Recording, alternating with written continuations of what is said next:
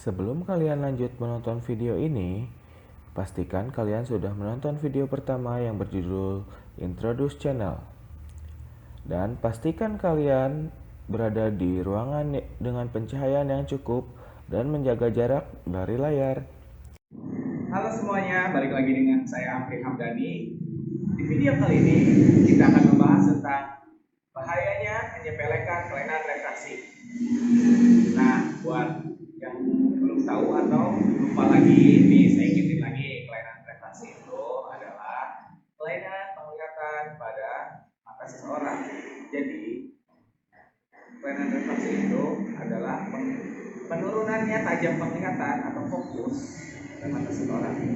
Ya, kelainan refraksi itu ada 4 ya. Dari depan, miopia atau yang biasa kita sebut minus, hipermetrop atau yang biasa kita sebut plus, astigmatisme atau yang biasa kita sebut silinder. Sebenarnya itu dari jenis lensanya silinder ya. Dan presbiopia yang biasa kita sebut dengan penglihatan baca ya. Biasanya pastinya dialaminya hanya oleh 40 ke atas. Nah, di video kali ini kita akan membahas tentang bahayanya kelainan refraksi. Jadi buat kalian-kalian semua nih, kan banyak nih yang kayak matanya sebenarnya miop tinggi atau enggak harus tinggi sih, banyak yang kayak cuma 1,75. Teman-teman saya juga banyak ya 1,5, tapi gak mau pakai kacamata, alasannya kayak malu lah gitu, nggak biasa pakai kacamata, mau pede gitu pakai kacamata, jadi nggak mau gitu pakai kacamatanya, harus kita suruh dulu gitu, harus saya jelasin dulu segala macem, ya banyak lah yang kayak gitu. Nah, sebenarnya kalau masalah malu atau enggak sih, awal semua gitu ya, pasti gak biasa gitu pakai kacamata. Cuman kalau udah dibiasain, sebulan aja kita pakai kacamata, dan waktu itu misalnya kacamatanya lupa dibawa atau ketinggalan gitu, pasti teman-temannya pasti bilang lebih cocok pakai kacamata dibandingkan dilepas gitu. Paling kayak sebelumnya pas pertama pakai kacamata dibilang nggak cocok pakai kacamata gini-gini gitu, bla bla bla gitu. Kayak misalnya teman-teman saya yang biasa ketemu saya pakai kacamata, kalau saya nggak pakai misalnya kayak gini, pasti kelihatannya aneh gitu kan ya. Bang Amri gitu, kok nggak pantas pakai kacamata gitu, nggak pakai kacamata gitu katanya, matanya kelihatan sipit lah segala macem gitu. Ya sebenarnya karena kebiasaan kalian. Baik lagi ke topik awal ya. Jadi saya bakal jelasin 4 bahaya menyepelekan kelainan refraksi. Yang paling sering sih kan kelainan refraksi kayak miopia atau astigmat ya. Gampangnya kita sebut minus sama silinder aja. Saya minum dulu haus.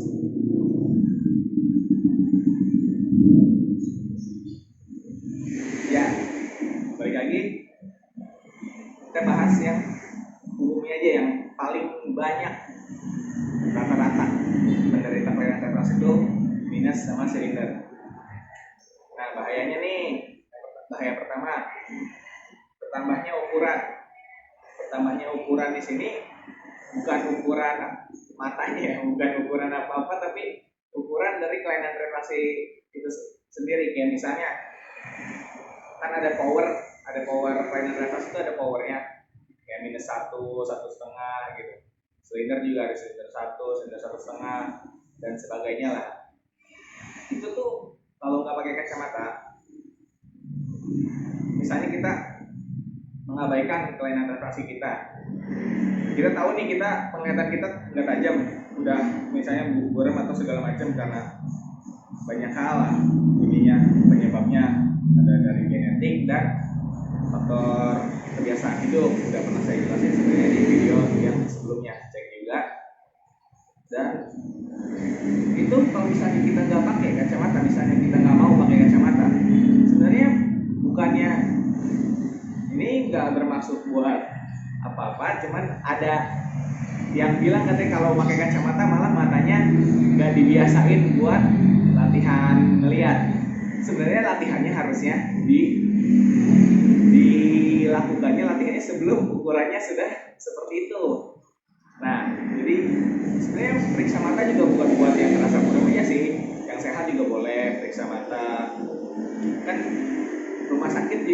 nerima orang sakit, check up juga bisa aja kan gitu. Sebenarnya kayak gitu sistemnya. Jadi sering-sering aja, nggak harus sering sih, biasanya 6 bulan sekali atau setahun sekali lah minimal untuk periksa mata. Itu buat yang normal atau ada yang sudah merasa buram. Nah, balik lagi ke yang bertambah ukuran ini. Bertambah ukuran di sini tuh sebenarnya signifikannya nggak ada poin-poin yang kayak pastinya berapa ya namanya. Cuman yang paling sering dan paling cepat untuk bertambah ukuran tuh biasanya anak-anak usia pertumbuhan, remaja usia pertumbuhan, sama yang kerjanya di depan komputer. Kalau sekarang sih setiap orang punya kemungkinan yang besar ya, soalnya tiap orang sekarang main HP terus tiap harinya gitu. Nah, kalau kita nggak pakai kacamata, misalnya kita udah ada minus setengah, ambillah yang kecil aja minus setengah, udah mulai kerasa buram dikit tapi kayak minus setengah, terus kita kayak apa udah pernah periksa tapi nggak mau gitu, nggak mau pakai kacamata, kayak ya masih minus setengah gitu kan. Ya udah, tapi kalau nggak pakai, kalau misalnya matanya masih di forsir, bahasanya apa ya, kayak dipaksain setiap harinya gitu, main HP-nya terus-terusan, jarang dilatih buat lihat jauh segala macam, itu ukuran, apalagi dia di masa pertumbuhan ya, atau enggak anak-anak, itu untuk bertambah ukurannya itu sangat cepat gitu, sangat berkemungkinan besar untuk cepat tambah ukurannya. Nah, yang di situ bahayanya biasanya, kayaknya orang tua nih harusnya saya ingetin lagi, jangan kasih anak kecil main gadget. Nah, itu peringatannya. Nah, solusinya, kalau solusi ya latihan, biasain kayak jangan terlalu sering main HP, sering-sering lihat ini lihat jauh kan ini, lihat jauh gitu. Jangan terlalu natap layar HP tuh terus-terusan gitu, nggak ada istirahatnya, jadi mata nggak biasa buat lihat jarak yang jauh, biasaan jarak dekat aja solusinya. Nah, lanjut ke bahaya yang nomor 2.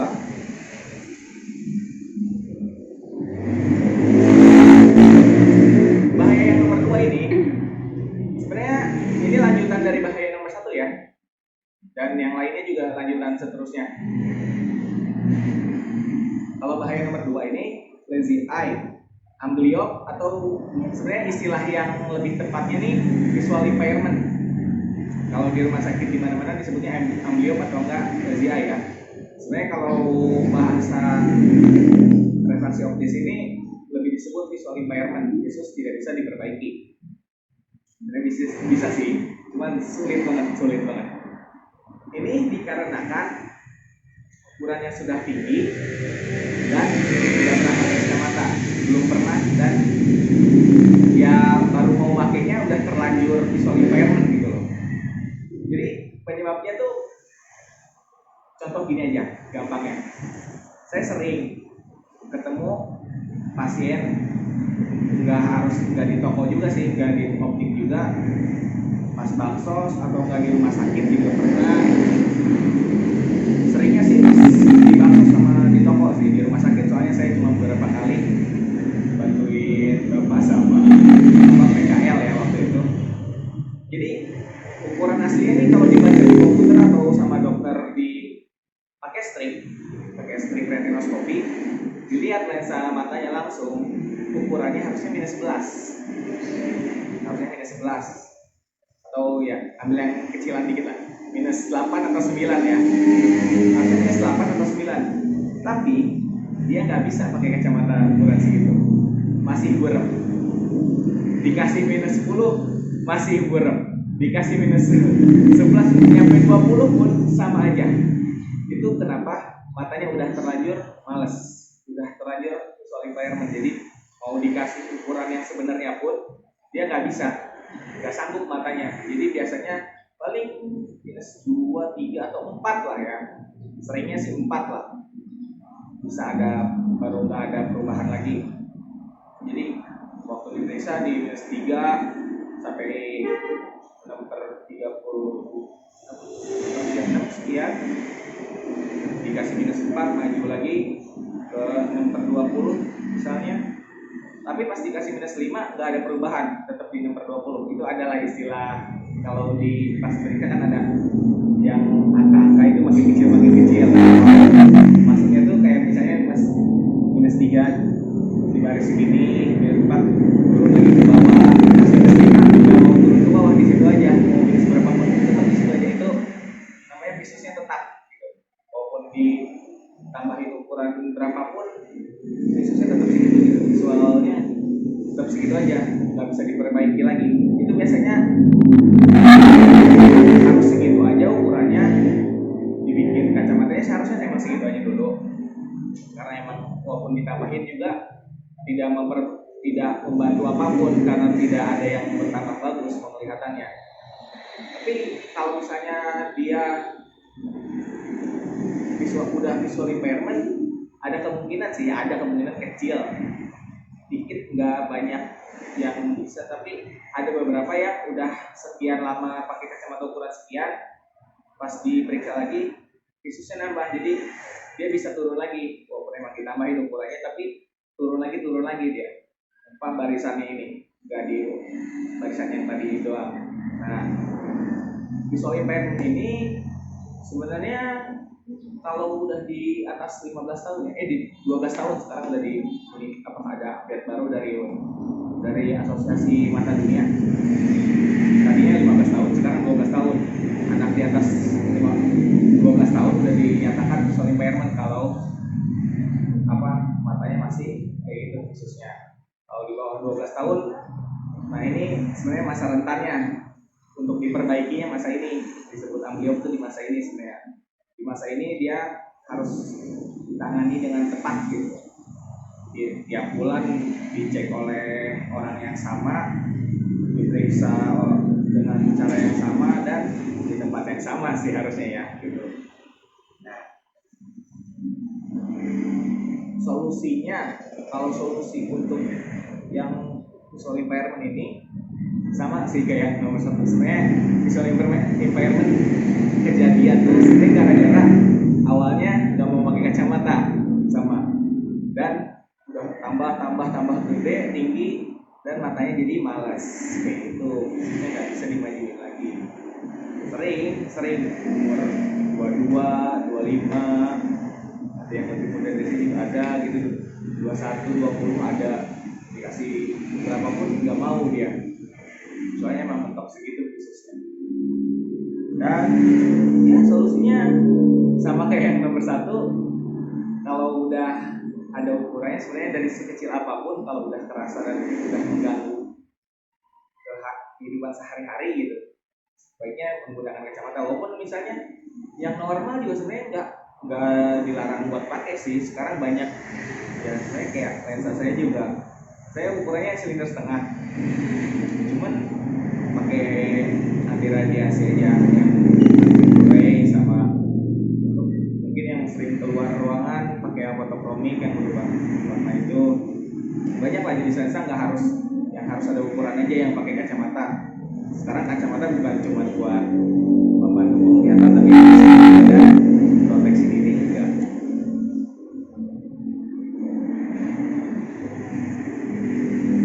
Lanjut ke bahaya selanjutnya, bahaya nomor 3. Bahaya nomor 3 ini nggak banyak yang terjadi, cuman kalau udah terjadi nih gimana nih nyebutnya, ngeri ini. Kali ini bahaya nomor 3 ini ngeri. Bahaya nomor 3 itu keram otot mata, atau biasanya kalau bahasa kasarnya biasa disebut juling, matanya jereng gitu, jereng. Emang sih juling atau jereng ini ada yang bawaan lahir, tapi ada beberapa kasus. Saya pernah ketemu 2, satu anak kecil, satu lagi udah agak remaja lah ya. Jadi ceritanya tuh anak kecil ini ukurannya minus 8 sampai 9,5. Nah, keadaan matanya waktu saya periksa udah giling, dan setelah saya tanya-tanya ke orang tuanya, pas lahir sebenarnya matanya normal, lurus depan dua-duanya, kiri kanan semua, atas bawah juga ikutnya bareng. Cuman disebabkan karena saya nggak nyalahin orang tuanya, sebenarnya memang karena pemberitahuan dan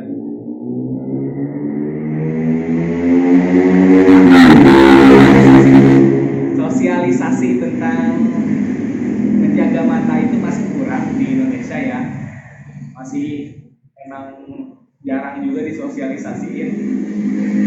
Kalau misalnya anak-anak di bawah umur tuh emang nggak boleh pegang HP, karena pegang HP sih main HP gitu. Jadi sekali lagi jangan kasih anak kecil bermain gadget. Jadi ceritanya itu anak itu waktu lahir sampai usia 1 tahun 2 tahun nggak ada tuh apa matanya juling kayak gitu. Cuman waktu yang dia datang ke sini tuh usianya kelas 2 SD, dia pas kelas 2 SD baru udah ada kayak gitu.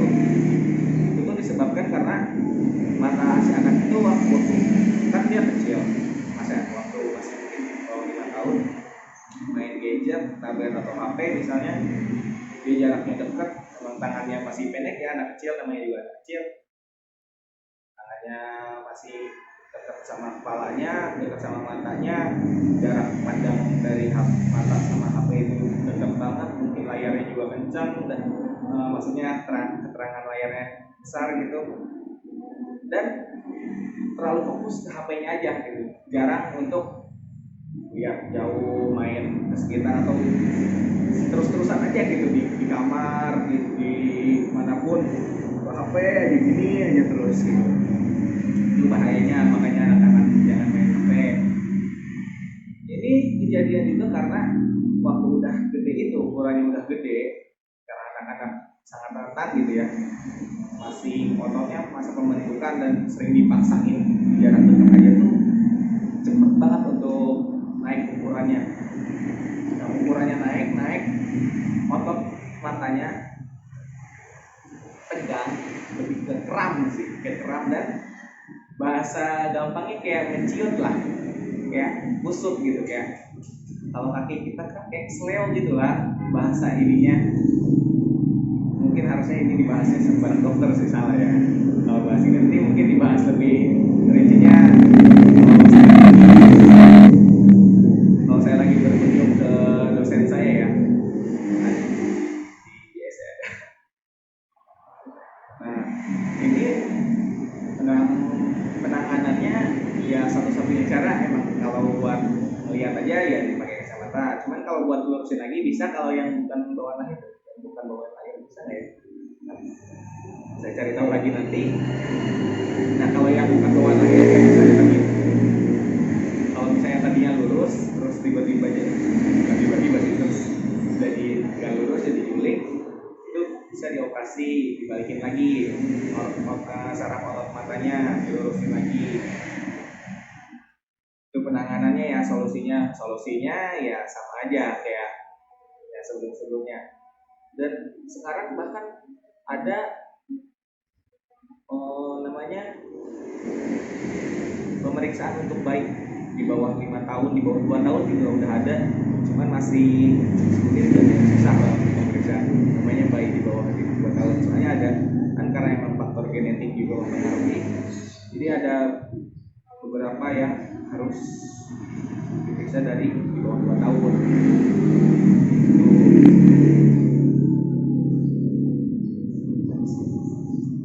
Lanjut ke bahaya yang selanjutnya. Ini bahaya yang terakhir ini jarang terjadi, bisa terjadinya karena beberapa faktor juga, tergantung jenis kelainan refraksinya. Ya banyak lah, tapi bisa jadi, ada kemungkinan terjadi.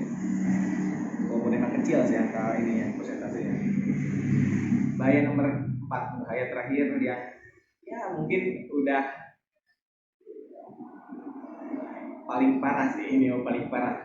Bahaya terakhir, kelainan refraksi bisa menyebabkan kebutaan. Jadi kelainan refraksi itu bisa menyebabkan kebutaan.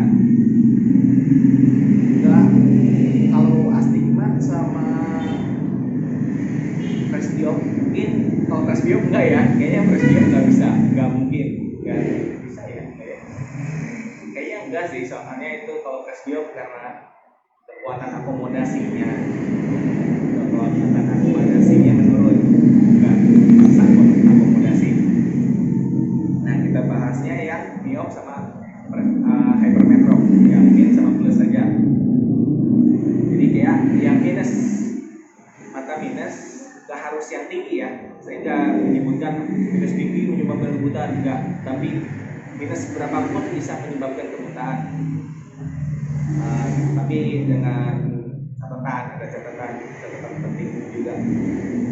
Minus bisa menyebabkan kebutaan apabila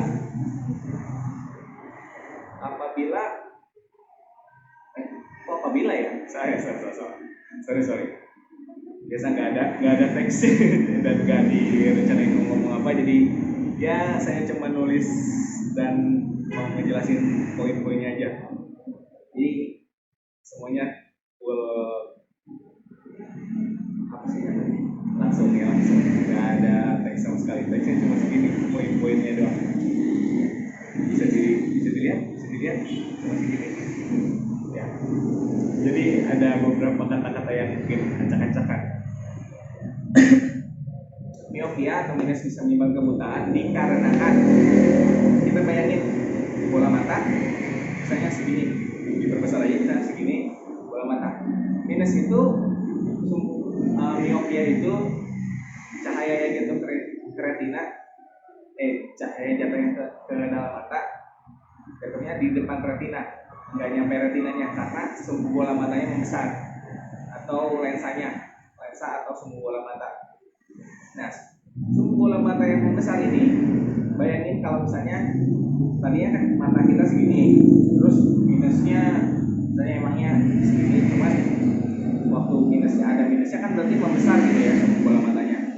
Nah, kita coba perumpamain sama balon makin besar, balonnya makin besar, permukaan balonnya berarti makin tipis kan, kayak ya kan makin lebar, jadi makin tipis permukaannya. Nah, mata juga kayak gitu, jadi semakin besar sumbu bola matanya, permukaan dari lupa namanya ini, pokoknya permukaan dari bola matanya ini menipis juga, jadi ada kemungkinan mudah untuk putus yang menyebabkan kebutaan. Dan ini itu gak harus ukuran tinggi aja loh, kayak misalnya emang dari awal mungkin dia emang lapisan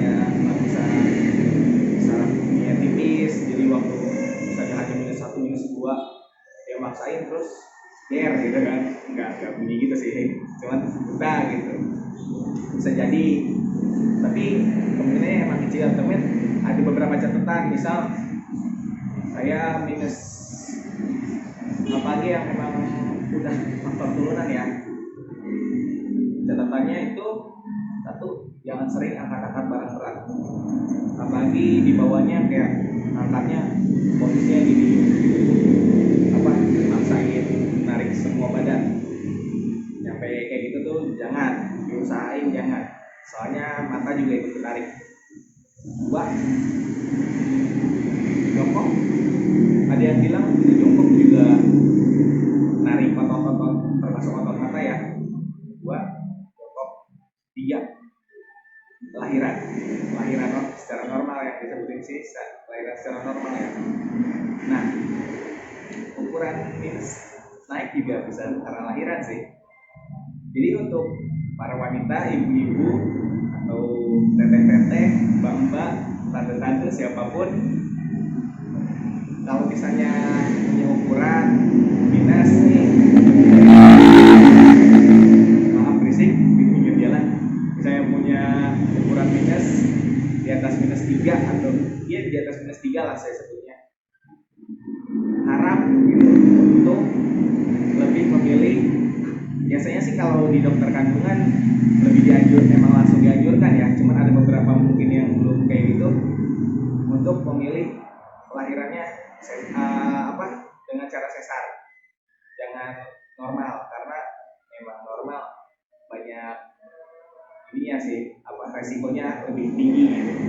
Kematian lah, butaan lah, segala macam banyak lah ininya. Cuman nggak harus banget, cuman lebih aman dan lebih ini dianjurkan di sesar, karena banyak juga mungkin teman-temannya atau punya saudara yang ukuran matanya nambah gara-gara udah lahiran atau malah berkurang gitu, ada sih berkurang, nambah berkurang, atau yang tadinya miopia doang jadi miopia ada silindernya kayak ibu saya seperti itu ya, banyak faktornya. Jadi itu catatan pentingnya ya untuk yang miopia yang sebagai sebutan, itu catatan pentingnya.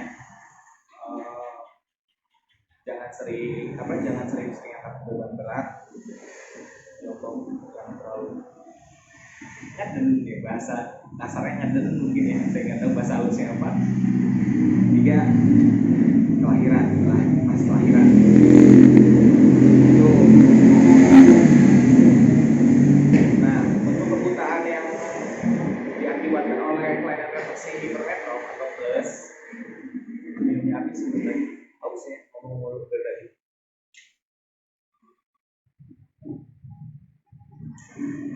Kalau kelainan refraksi yang diakibatkan oleh hipermetrop atau plus, ini kita perumpamain lagi. Kalau tadi kan balon yang besar, ini kita perumpamain ini bola mata. Ya balon lagi lah boleh, dan diisi air, misalnya airnya 1 liter.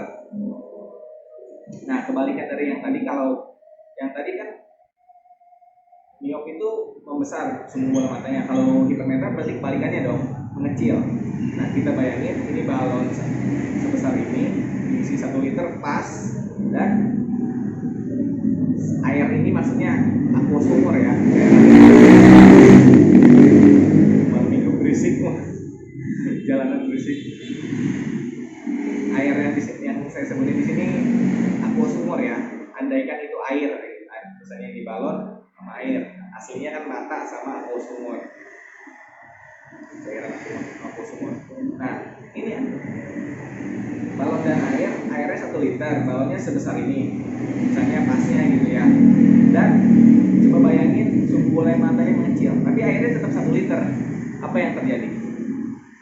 Nah, balonnya matanya mengecil, aqua sumurnya membesar, tetap gitu nggak membesar. Berarti butuh ruang dong sebenarnya. Jadi terlalu padat-padatan gitu. Tekanan air di dalam itu tekan keluar gitu. Kita balon isi air, udah pas ini kita tekan, meledak gitu kan. Sama tekanan bola mata yang menyebabkan kebutaan di mata yang mengalami kelainan refraksi hipermetrop atau plus. Itu biasanya kalau udah hipermetrop tinggi itu menyebabkan ini sih, emang menyebabkan glaukoma, karena bola mata yang konsultan dan akan banyak mungkin nanti dibahasnya di lain video ya, di video lain kali lagi nanti dibahas lebih rincinya. Nah, itu yang menyebabkan kebutaannya. Simpelnya seperti itu, saya jelasin di sini ya yang simpelnya ya, nggak yang rumitnya, jadi bisa dipahami untuk semuanya. Mungkin seperti itu bahasa umumnya, bahasa yang lebih bisa oleh simpel. Itu aja ya. Ya mungkin tolong dong jangan jauh-jauh, kan udah ini closing dulu, tapi lu jangan dulu di pause biar males ngeditnya soalnya. 2 hari lagi kan udah harus di upload, udah diomongin teman-teman, nggak apa-apa ya. Jadi ini yang di pembahasannya yang tadi aja. Makasih buat yang udah nonton. Like kalau suka video ini, dislike kalau nggak suka, komen kalau misalnya masih ada yang mau ditanyain atau misalnya saya ada salah apa-apa. Jangan lupa baca deskripsi video.